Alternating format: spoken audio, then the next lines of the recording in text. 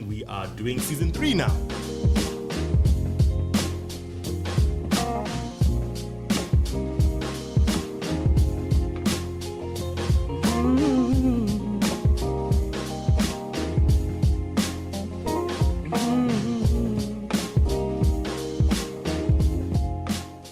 So nearly 50% of all women who were murdered in South Africa were killed by their intimate partners.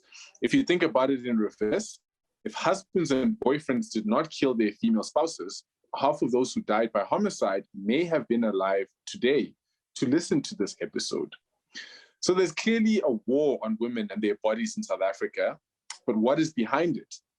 In this episode, we aim to understand the nature of the femicide crisis in our country. We do this by unpacking its definition, its history, and its possible remedies. So today we've got a wonderful guest. We decided to bring back Bulelwa Adonis from Women for Change SA. I think the last time around, we just had such an amazing conversation about social ills and the rape crisis in South Africa that we couldn't think of anyone better to have this discussion with regards to femicide. And for those people who've been following Learning and Unlearning since day one, you'll remember that the whole point of this show was to unpack the male actions or the male psyche that leads to the femicide crisis and the rape crisis in South Africa. Yes. So it's always very good to sort of ground ourselves in our roots, the reason why we started this show in the first place. So Bulelwa, welcome, and thank you once again for joining us. How are you? Thank you so much for having me. I'm happy to be on this platform once again. I had such a great time, a great conversation the last time, and I'm excited to unpack this conversation. So thank you for having me. I'm doing well. I hope that you guys are doing well. Alrighty. Awesome. I think let's get straight into it. I'm not going to greet Tammy and Dumi. No one needs to know how they're doing right now. There are enough people who care about you. Fine. But no, as usual, my co-host, will be, will also be joining in the discussion. And basically, this is a space for men to ask all the questions and to be educated. Ultimately, our audience, the whole point of it is to educate men as much as possible. So, Bulelwa, please, go hard, speak your mind, speak from your work, speak from your heart, all of those things, because for some men, this is probably the only time they'll ever sit through a conversation like this. And we really do encourage you, the gents out there, sit through it, Don't listen to the first 2 minutes and think, I've heard this before, I've seen this on Twitter. Sit through it, right? Listen to the next couple of minutes, and you'll be shocked how much you didn't know about the crisis in South Africa. So, jumping straight into the first question, Bulelwa, what is femicide? A basic definition for femicide would be warfare, intentional warfare inflicted against females, so girls or women. That's the most summarized explanation of the word. All right. And tell us, why would you say this word has become part of our everyday language in South Africa? Because, I remember there was a time when we didn't use it. We'd use words like domestic violence. But then there was a time when it just popped into our daily language. So why has it become... And I think we're probably one of the only countries in the world where the word femicide is part of our daily lived experience. Why do you think that is? So that's such a good question. I think it's because it's become our culture here in South Africa. Unfortunately, we breed rape culture. We ooze disrespect against women and girls. We have this predatorial aura about our country, unfortunately. So I think it's the normalization of brutality against women and the nonchalant reaction when women or girls get abused or experience some sort of violence, be it sexual or non-sexual. It's such a norm that it's another thing in South Africa. Femicide has become it's become like the flu. Femicide has become like the flu in our country. It's so debilitating to say out loud, but that's the reality. to take it seriously, because now if you think about it, it's gonna be like, oh, another one, another person has died. It was, another statistic, another girl, another female. It's become our daily language because we've normalized it. It doesn't shake us anymore. It doesn't like lift hairs. We need a big story. We need a unene. We need a karabo. We need these top stories. We need a Krugersdorp gang rape to go. Yes. But then the average everyday girl in the village next door, man, what was she doing? What was she wearing? We've normalized it. We've normalized violence, and we praise the not so good thing, not so good things. So I think that's why. Quick one there, Bongani. I just want to chime in with a follow-up question, just still on the definition of femicide and the use of the language. Why, because I can imagine part of why we use the word femicide in South Africa, and it's part of our lexicon, is because of how frequently women are being killed in this country. That's just intuitively. So maybe just comment on why it's important to use the word femicide for instances where a homicide has been committed against a woman. Why is it important to use that word? Why can't we just say she was murdered, in as much as we say he was murdered, they were murdered? Why must we say femicide? I love that question. I love that question a lot, because I think it's mandatory that we use that word, because it exclaims the fact that there is a war against women.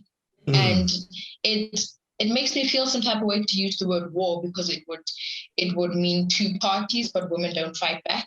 You know what I mean? But this is intentional brutality and abuse inflicted on a woman. So I think the importance of the use of that word is to remind people that this is a thing, this is a pandemic, this is a problem, this is something that is happening frequently. Yes. It thrives in South Africa, it thrives in our country, but it happens everywhere. Microaggressions are a real thing, and microaggressions lead up to femicide. So I think it's mandatory that we use such uncomfortable words for some people, such as femicide, to evoke, oh my gosh, this is a reality. This is a real thing, because I think that if we attach the word femicide to certain cases, certain incidences, then we're going to downplay the magnitude of this problem,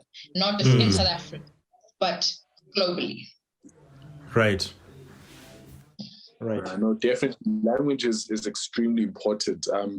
And I think one thing that certainly made a lot of us pay attention to this issue has been the use of language, I remember a few years ago at a debating tournament one of these tournaments we used to attend.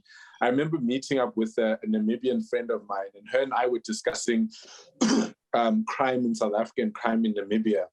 And at the time, the word femicide in South Africa wasn't as popular, but gender-based violence certainly was. And I remember I asked her, like, what's the crime like that side? It seems like such a safe country, blah, blah, blah. And she was like, nah, as of late, we've seen a rise in crimes of passion. And I remember when she described it as crimes of passion, I was like, that sounds very fictional, crimes of passion. It sounds romantic, whatever, almost. like a handful. So the use of the word femicide versus when she was saying crimes of passion, I think that was sort of the first time I realized how important language is. Because I think what she was saying is, hey, man, men be killing women. Like, it's really that bad. But the word crimes of passion sounded like a soapy more than it did like a it euphemizes it in a sense. Absolutely. Right. Because what is a passion? I mean, it's. I'm so glad you brought that up, because as a writer, I love words. I'm just a nerd like that. But words like rape and kill and such harmful, powerful words, I heard them in school. I heard them when kids said, "Oh, that test raped me. Oh, I want to kill myself. I'm so bored in this class." Yeah. Please say that in this climate. Please say that in this atmosphere. Please say that now, and see the detriment that you could be doing. See how triggering and detrimental that is. Wow. Do you know what I mean? And people overlook that. People downplay how powerful language is, because we've normalized that. Oh man, that exam raped me. No. Rape is a real thing. Rape is a pretty real, brutal thing. And the fact that we've been so carefree, that, like when I said microaggressions earlier, I'm talking about that language that we mistaken as, oh man, but I was just, and we have to correct ourselves, because now we don't know who's around us. Who are we triggering? How are we speaking? And I like that you noticed that when your friend said that, passion, crimes with passion, because it sounds very romanticized, like violence is almost beautiful, like it's a Romeo and Juliet type of thing. Yeah. No, it's brutal out here. Yeah, it's made as if, like, yes, to me.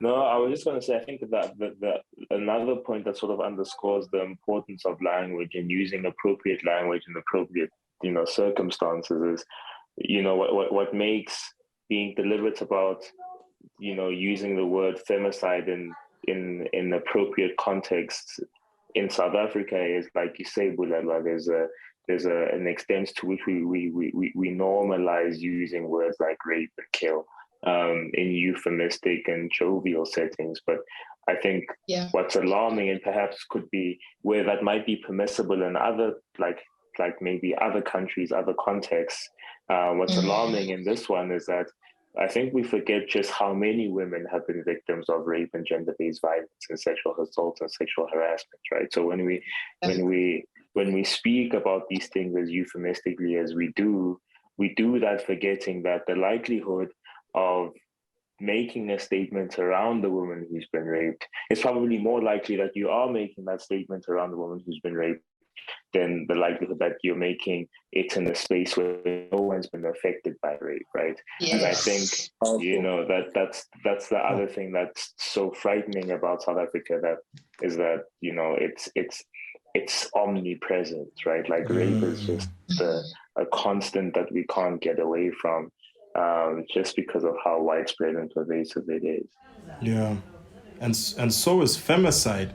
I mean, just back to the point that Bulelwa was making, we were saying offline that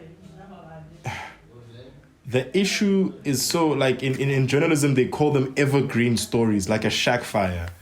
Like every other week, there's a story about a shack fire because it's an evergreen story. Or like, state corruption. Rape and femicide are evergreen stories. And the only way they make the front page is the extent of gruesomeness used, like the shock value of the story. It's like each story has its own currency. And if it doesn't cross a specific line of grotesqueness and brutality, it will not make the newspapers, right? We were just saying that, if you look at this incident with the women that were raped in Kagiso, in Krugersdorp,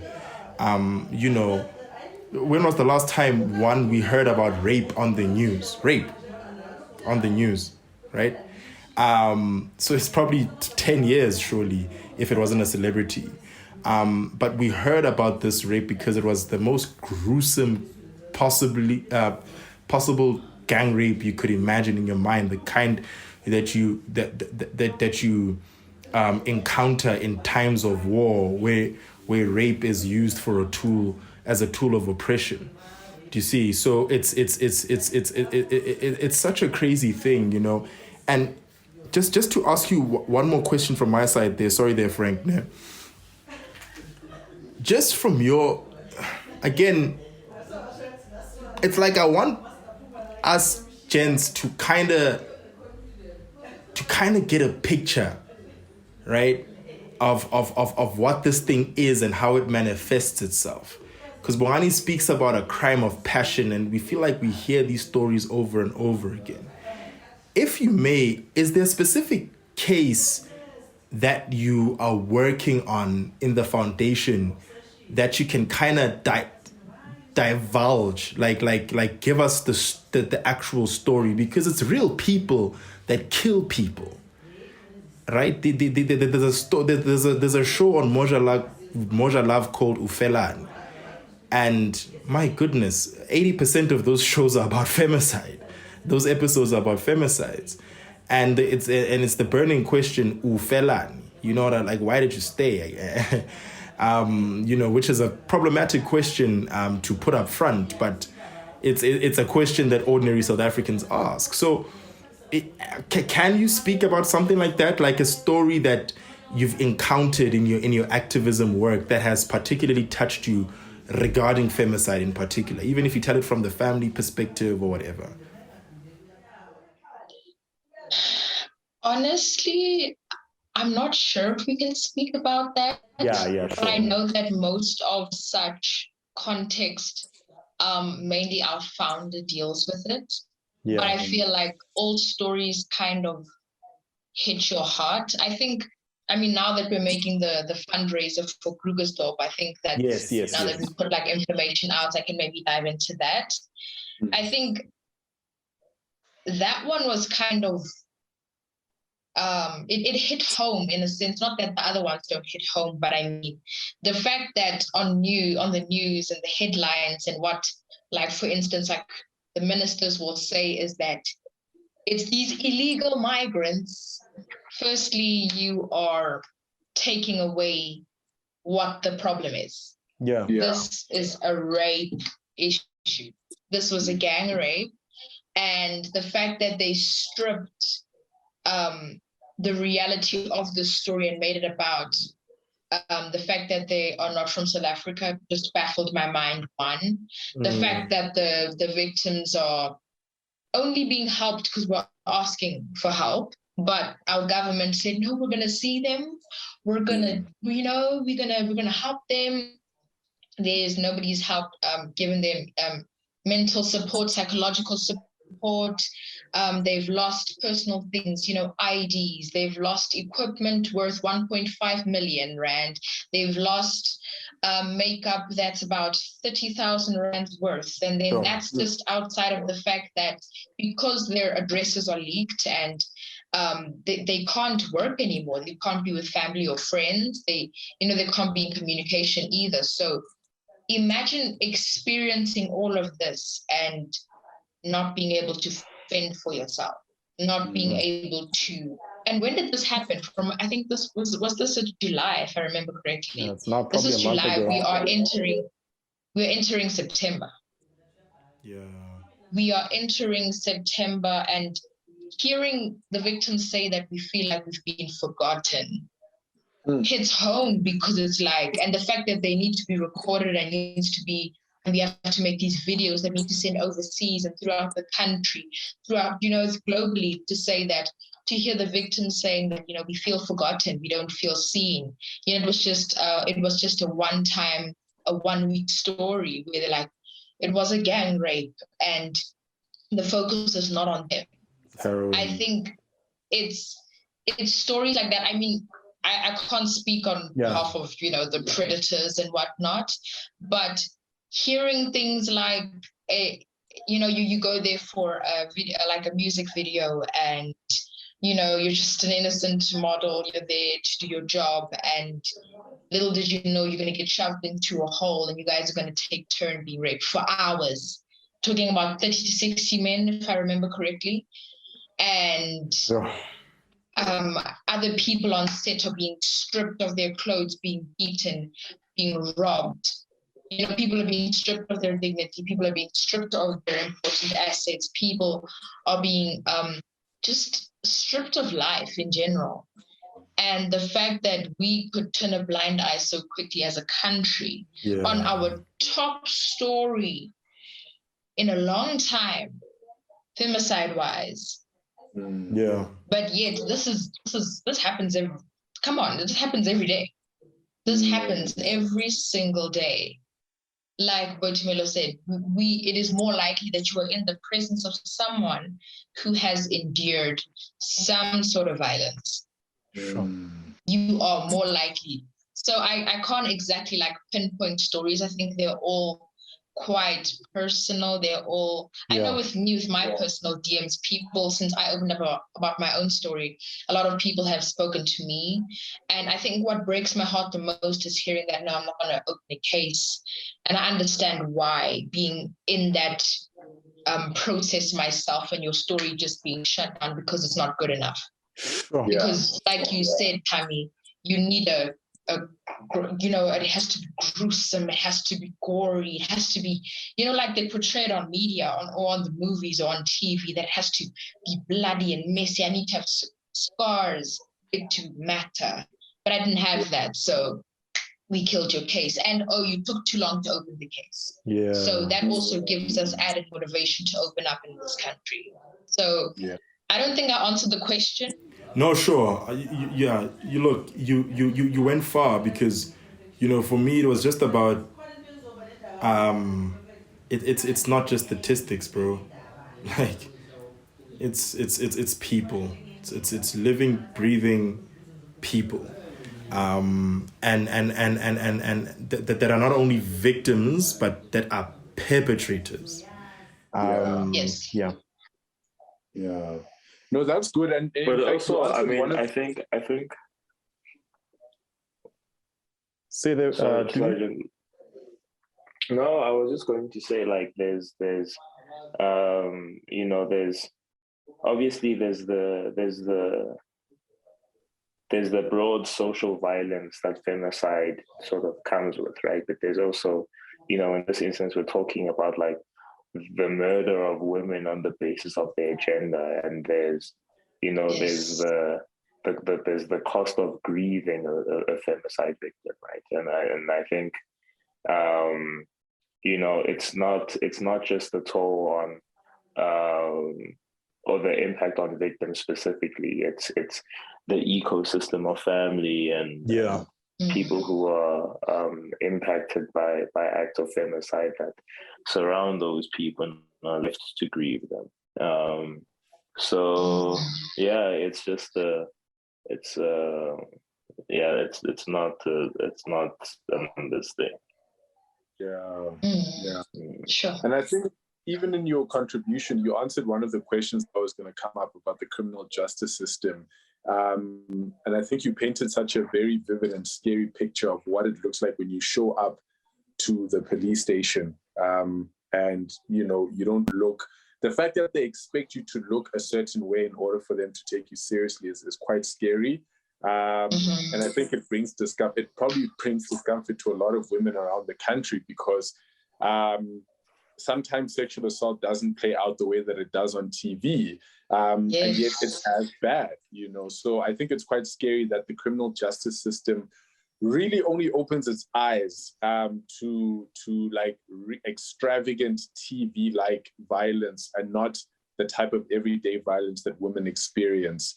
But the question I want to move on to, and this one is actually, and I think this is what a lot of men experience tension with, right?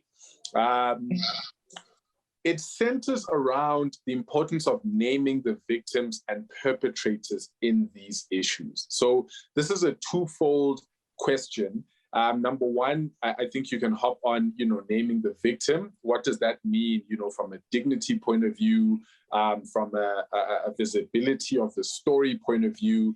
But the second one is the perpetrators. And I think that's the one that a lot of men struggle with so much, because ever since femicide and the rape crisis have been centerfold in the country, a lot of men, I mean, I've personally sat through conversations where men are like, what if they lie? What if they, you know what I mean? Like, what if that's a chat where, men are coming up with all sorts of, there's certainly a paranoia.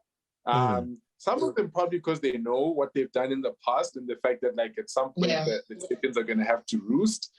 Other ones, I've seen genuine misunderstanding from guys who are like, but is this is this naming of the perpetrator thing right? Shouldn't the law take its course? Blah, blah, blah.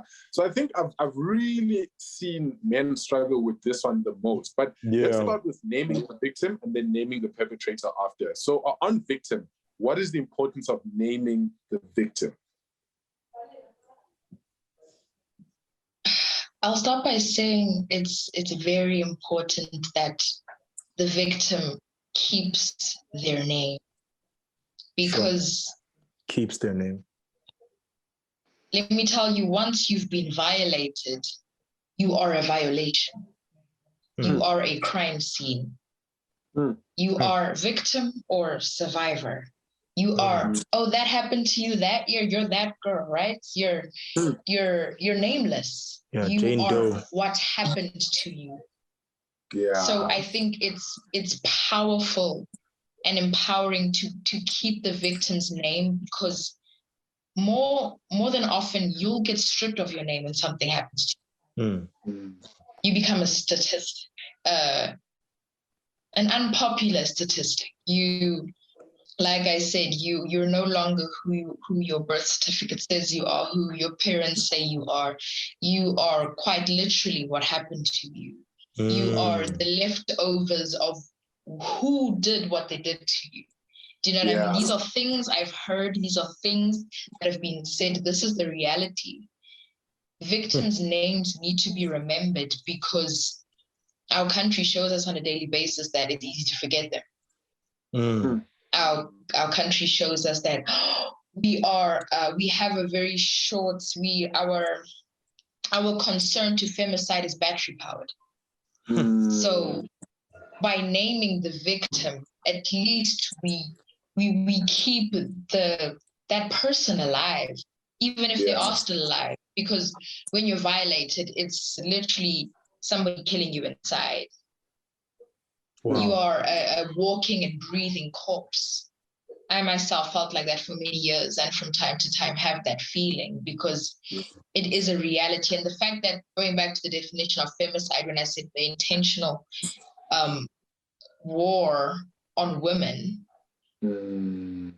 listen to those words. Yeah. Do you know what I mean? Like digest the reality of that okay, somebody intentionally wants to violate me because of my gender, because I am a girl, because I am a female, because this is who I've chosen, because just this is who I am. Yeah. And think of how that breaks the cycle. And for a lot of people, it's your daughter is the one that was raped. The victim that no longer has a name. Yeah. So it is extremely important that we keep the victim's name, because once you are violated, abused, beaten, you're seen as a pulp. You are seen for your scars, your wounds. You are judged first, listened to later. Yeah. Looked at funny first, and then somebody tries to listen to you later on. Yeah. Close to your deathbed. So I think naming the victim is very important.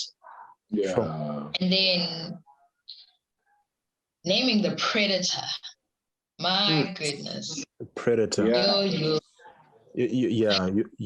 I just want to just highlight that use, that word. Yes. Because you could have used perpetrator. You could have used perpetrator, but it's really powerful, evocative that you're using predator. Yeah. Yeah. Yeah. I think it makes sense, considering the definition I used. Oh yeah. Oh, for sure. Yeah. I know this is very triggering for a lot of men, like you said, Morgani. I think this is very important, because I think the defense towards this whole chat is the fact that, once again, I'll repeat, like I said in our last video, that men keep showing us that reputation is the most important thing. Yeah. Reputation first, everything else second. Because clearly a lot of things stand on your reputation. And once your name is associated to something like that, a lot of men don't think they can come back from that. But I want to ask the question. Sorry, my thing just died. I want to ask the question, isn't it bizarre that you can be violated and be remembered as what happened to you, but you are worried about the reputation, you are worried about, if you say you didn't do it, you're worried about just the association to it. Think of the people that endured it. Sure. Yeah. Think of the people who lived the experience of it. Yeah. And I think that naming the predator, I don't want to say it's an even playing field, but if I'm known for being raped, why are you not being named for the rape as the rapist? Yeah. Exactly. Nicholas Nina. Yeah. Again, we are showing the patriarchal society of how we need to make sure that men need to have a soft landing in our country that softens and cushions the lives of men and predators. You know, we need to think realistically on this. That it's mandatory. Don't ruin their life. Don't do that. Like you said, the whole injustice thing when you go to the police, but think about his future. You hear these things. Think about what you're doing. Yeah. So you are telling the person who was violated that, you know, but it already happened to you. So let's not ruin the person who did it just because they ruined you. So I think naming the predator, one, it amplifies accountability. My goodness, something that our country is allergic to. Our country is allergic to accountability. Our country is allergic to naming things as they are. So we're going to say, according to the SAT, you're not allowed to say his name. When I opened my case, you were not allowed to say his name. My face was all on all platforms, but don't say his name. Yeah. Don't say his name. So there's not even an even playing field in storytelling, in being honest. It baffles my mind that there's freedom of speech until we get to a predator's name. Yeah. That's not a part of freedom of speech. That's invalid. It doesn't fall under that. You can be free to a certain point, but don't ruin his name just because you're ruined. Oof. Don't ruin his name because you're ruined. That's what our country is telling us. And the reason why it's so important to name your predator is because, one, it warns other people. It sets you free. And it sounds like such a greedy thing to say, it sets you free.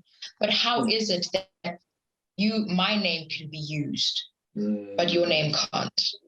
Yeah.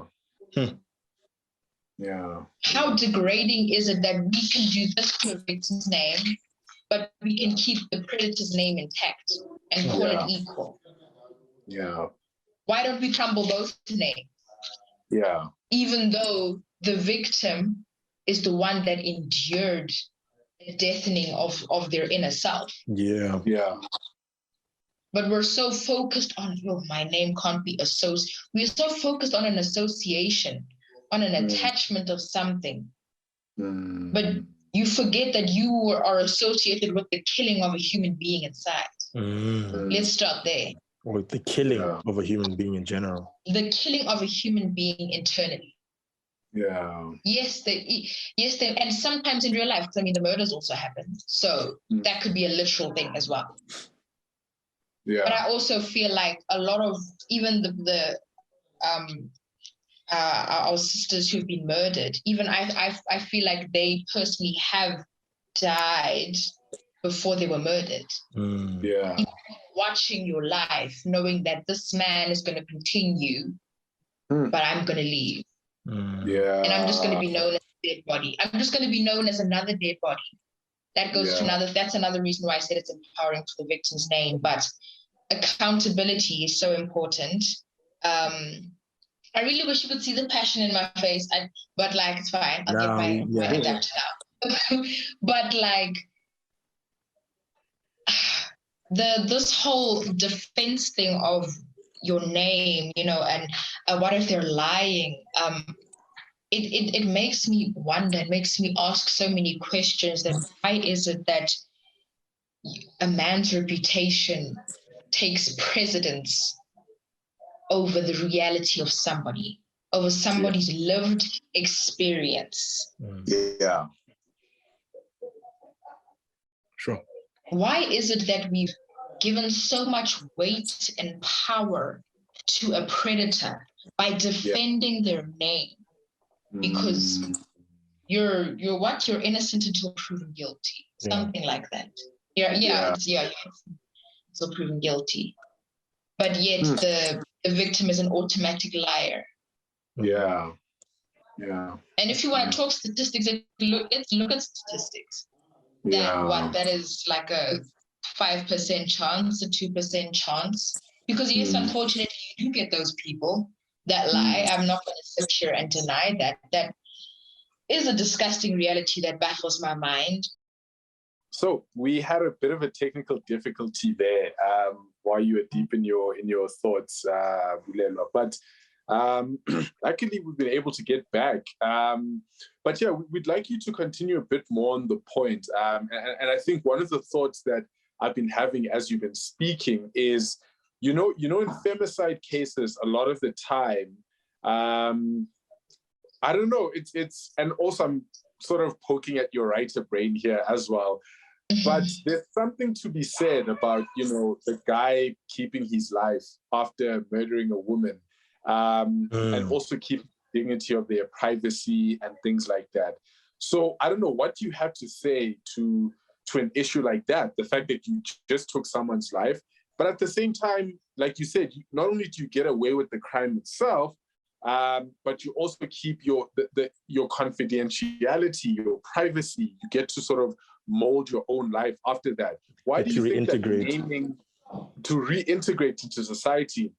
So why do you think naming, for example, a murderer is such an important part of justice, at least at a social level? Because, you know, at a political level, we're talking about courts and things like that. But at a social level, what is there to naming, you know, a murderer for what they did, considering that someone has died because of their actions?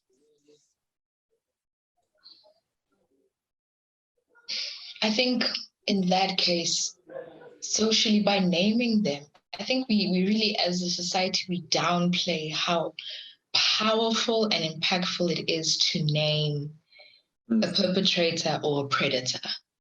And for instance, like you said, like a murderer, naming that this person is a murderer, it's letting society know what kind of individual lurks amongst us.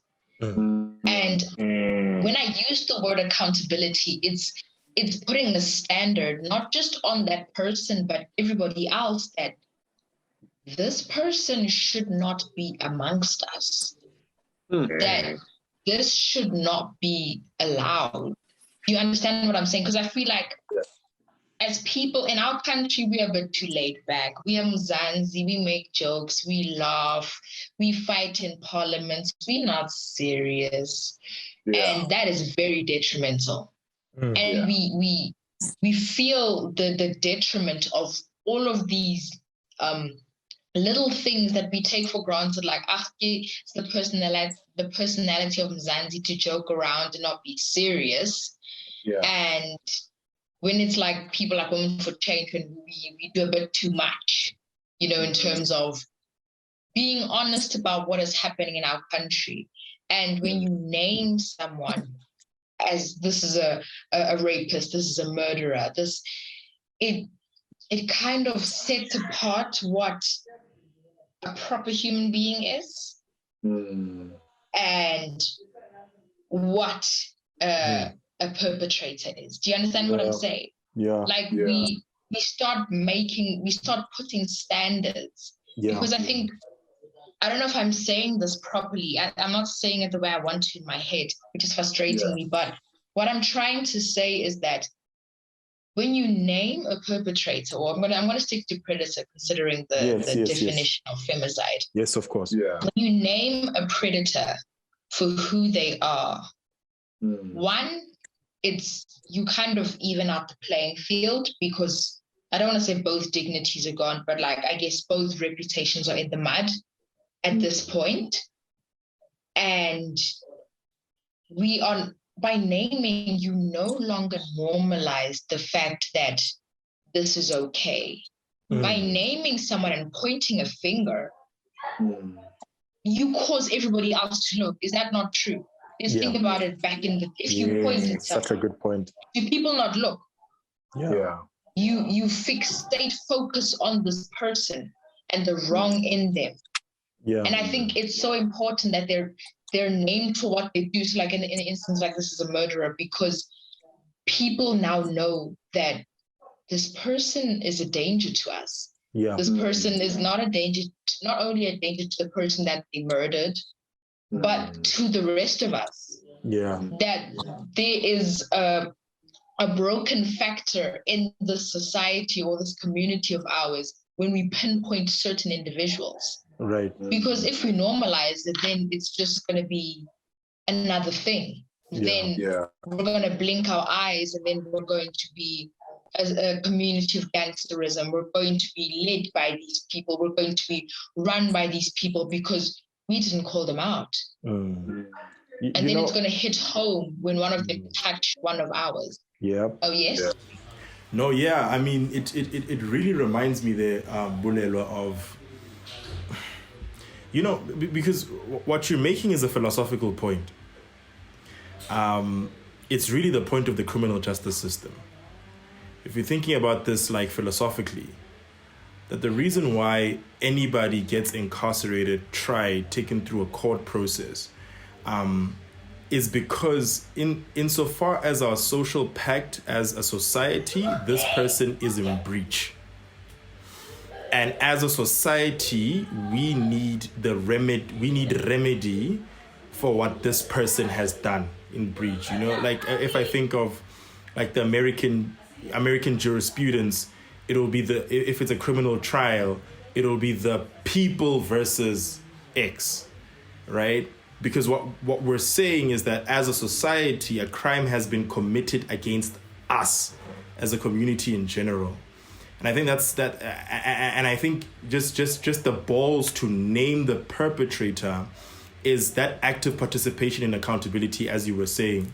I mean, it reminds me of a conversation that's also pretty omnipresent in the States around mass shootings, and the conversation is the same in America, where either not even mass shooting, sorry, because I mean that's one chat, but even police brutality, right? The victim Philando Castile gets killed, but very few Americans know who killed him.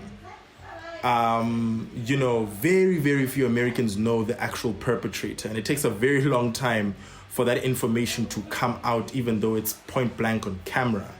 Even with mass shootings, right? The thing is that the bottom line is that the victim will always be the victim. It's deductively true that this person has been victimized.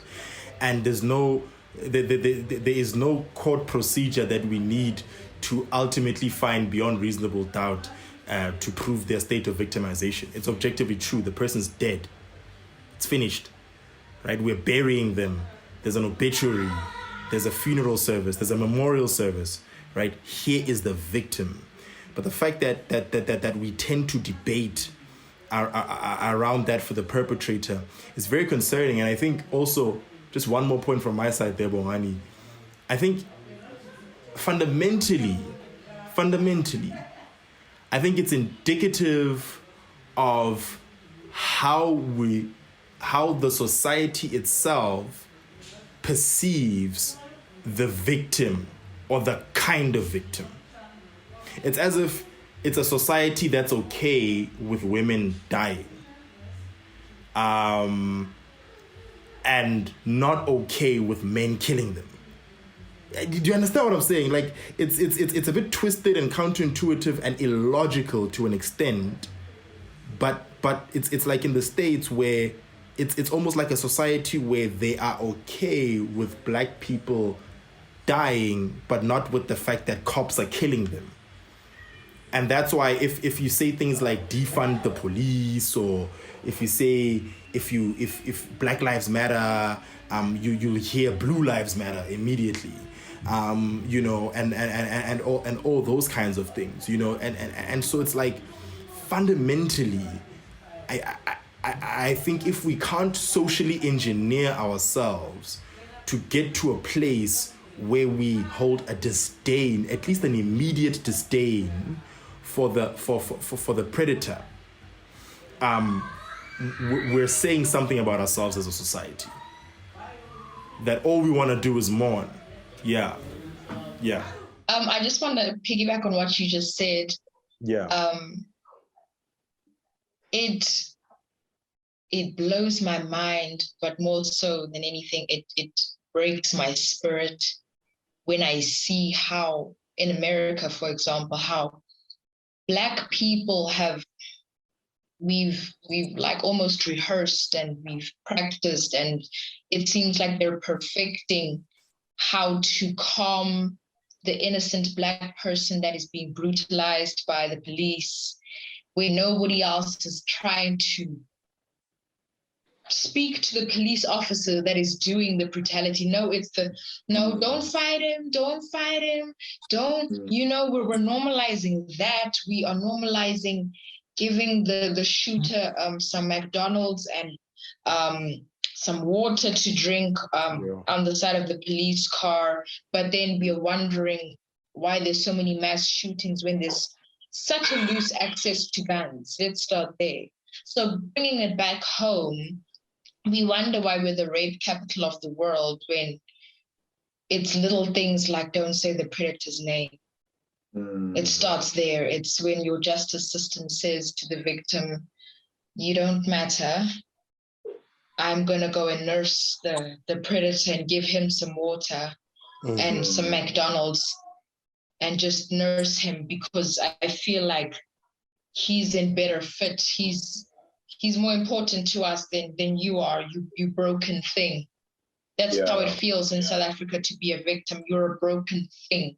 That's why it's important to name a victim, because you are a human being. You have a name. You were given a name by your birthright. And I love what you said. It talks about our society. Who are we?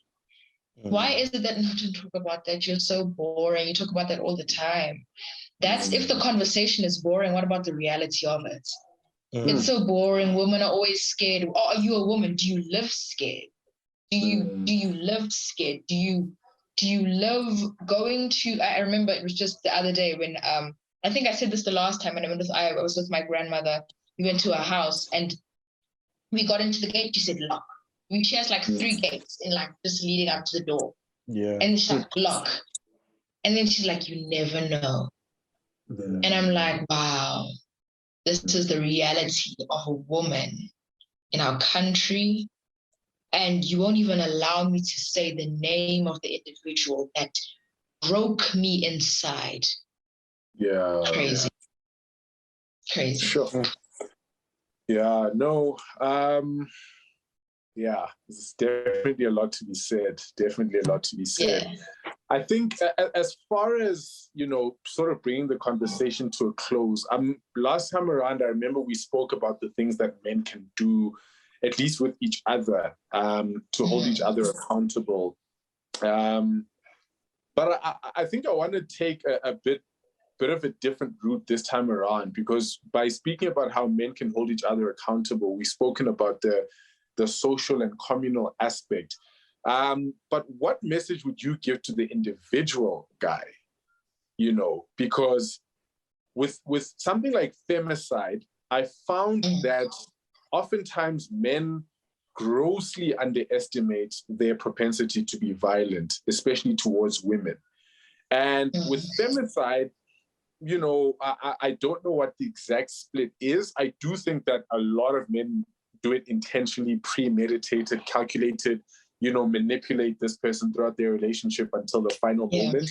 And then there are other ones who get to a point of no return, and leading up to that, they weren't keeping up with the fact that they were on a slippery slope towards either abusing someone or eventually taking their life.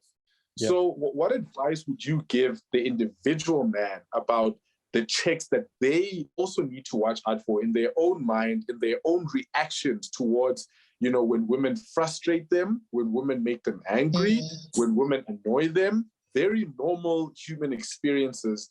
I don't know. What would you say to the individual guy in this instance? It's a very good question. Sure. What a good question. The visual guy.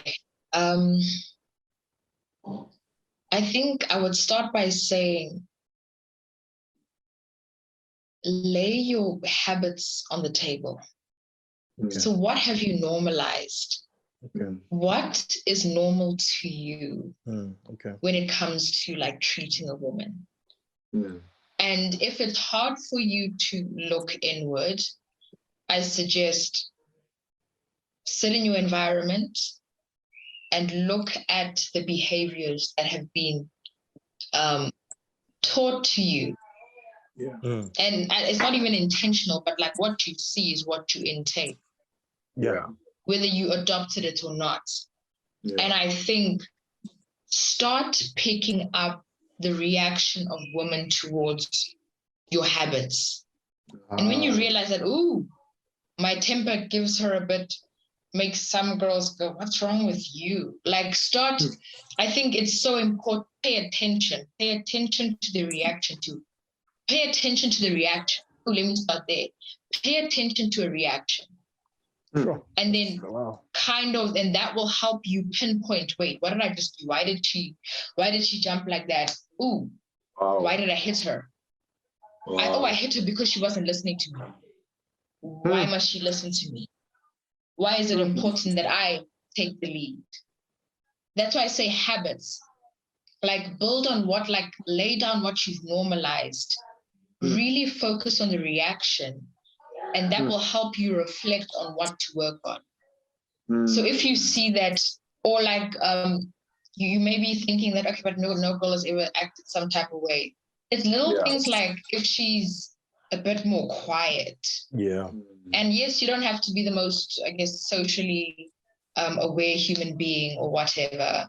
But I think that you will recognize if somebody's a bit, if someone is, uncomfortability screams in its silence. Uncomfortability is a silent scream.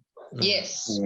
Uncomfortability is a silent scream. It's like a screeching sound that you hear when you scratch a chalkboard. That's what uncomfortability is. And if you see that certain behaviors that you do evoke that, write it down and think to yourself, okay, but then what's wrong with that? Where did I learn this? Yeah. But Frank, if I may, I think... Oh, sorry. Yes.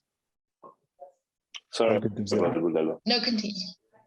Sure. No, I was just going to say, I think there's an extent to which, I wouldn't be surprised if the same men who are guilty of femicide or the same men who perhaps in one other sort of setting might find themselves saying things like, or struggling to conceive of them taking a life, right? But I think when it comes to this idea of taking the life of another human being, I think we hold women to a different standard, right? Wherein, we're a lot more open to take the life of a woman than we are a human being, almost as if there's a distinction between the two. And I think, I think possibly the most important thing and takeaway that we need to instill in ourselves, because I think that's ultimately rooted in a sense of ownership around how, we can make very final decisions around women's bodies, as final as, life and death, right? And I think, I think it requires, I think the only point where we might be able to rid ourselves of the seal, there's another point where we understand that, women are full human beings, that we have zero right over, Sure. That's strong. Wow. And I think it's about believing that, Dooms, because I think I was just at a panel discussion at CCDU, and shout out to those guys for just inviting us to represent every once in a while. But I think they were asking, I forgot the actual question. But I think they were asking something like, how do you rid yourself of toxic masculinity? Something broad like that. And I was like, you firstly have to genuinely believe in the equality of the sexes. It's almost like subscribing to a faith, right? You're subscribing to a doctrine that is against your socialization, that depends on the effort of your conscientization.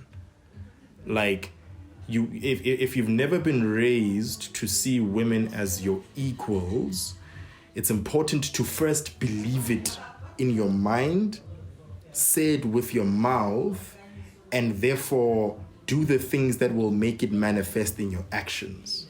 Because that takes time, right? If all your life women have just been ironing your underwear, and stuff like that, and your sister has been doing all the chores while you were chilling or playing the alley, it really, it's going to be difficult when you get to varsity and a woman tells you straight up like, hey, don't touch me. If you were raised your whole life and you're hearing things like 12 o'clock, it's lunchtime, or you're hearing things like, there's no such thing as no, she wants it, and then one day you hear no, one day you will hear no, then what? It's those things. So it's firstly, like, if you're on this podcast and this is something you really, really want to take into yourself, first believe in the equality of the sexes, because you will believe in the woman's agency. You will believe in her complexity. You'll believe she's complex as you are. You will believe she is a human as you are, and accept that for much of your life she may not have been human. She might have just been umfazi, musadi. And then Bulelwa, you will then begin to materially pay attention to the things that Bulelwa was listing, because only then would you care. If you truly care about your equality between the sexes, you will care when she keeps quiet in a specific moment after you doing a specific thing. We literally care to not stand next to each other at urinals as men. We care to do that. That means we respect each other as equals. Like, hey, dog, get away from me. So if we can give ourselves that courtesy, right? Why can't we do the same for women in even more intimate settings? Sure. Wow. I like that. That is so true. That is so important. I like that. I think that's like a good first step. I think maybe like the psychologist in me starts at the basis, like the habitual basis, because what I like doing, because I'm like naturally a deep person, I start on the surface and I want you to dive in deeper. And thank you for that point, for just reminding me that you have to care, first of all, in order for you to want to dive. In order for you to want to find a problem in your own behavior, in your own habits, in your, in your own environment, in what you've normalized mentally. That is, I think that's very important. I think another thing I would say to the individual, I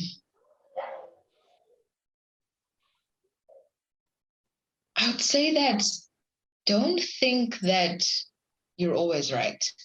Let's start there. Always allow room for learning. And although that may sound very broad, I think too often, I don't know if you guys know of what's his name. There's this guy on TikTok and Instagram who was removed recently. Andrew Tate. Yeah. Andrew Tate. that is kind of drilling this notion that, amen, many different notions, but just this, the importance of this hardening of a man and whatnot. Not that we want to soften men or whatnot, you know what I mean? But I think that it's so important that people allow themselves room to learn, and you're not told that this is how you do life. So you can't automatically dive into society and think that I was raised this way, so this is right. So you're not always right. I think digest the fact that you're not always going to be right. And even if you have pure intentions and whatever, you have the possibility of being wrong. And that's where you allow yourself to be taught certain things, you know? I'm not saying everyone is always going to be the best teacher, but you will find the right people that will kind of guide you in terms of how to go about life, if that makes sense. You know, as I was speaking to someone recently about this, Andrew Tate, and they said that, you know, it's eradication of freedom of speech. And when they said that, I was like, the activist in me was like, you know, I was just like, what do you mean in my head? And then, and I think in a split second, I was like, okay, I get that. I get as uncomfortable as it is, as much as I didn't like some of the things I saw or heard or what he had to say, I'm like, oh, actually. And this is not me saying that he's amazing and that I love him, or I'm not saying any of that. I'm just saying that in me, like kind of pulling my reaction inwards and saying that, okay, and saying I hear you tells me that there's room within me to learn. And knowing that I'm not always going to be right, not that he's essentially right, so always right, you know, that everybody has their own opinion or whatnot, you know? And I think to the individual man, who are your influences? Who, like, is it normal and cool? Like, is the whole, I had a conversation with another friend who also happens to be an activist, and he was speaking about, this is more socially, this doesn't apply to the individual, I think, but more socially, that as a society, we've normalized things like blesser culture. We've normalized seeing a school child date the old man. He pays her, he gives her, we've normalized such things. And I think that the reason why I say look at your influence is because it kind of, it's embedding and molding your identity and the individual you're trying to be. You know, that's why I low-key like was feeling some kind of way if like there's certain people saying this person is my role model, this, like I want to be the next, I don't want to keep shading Andrew Tate, but you know, he's the person I can think of right now, you know, but that's just an example, you know, to say that just look who you're influenced by and see how they behave.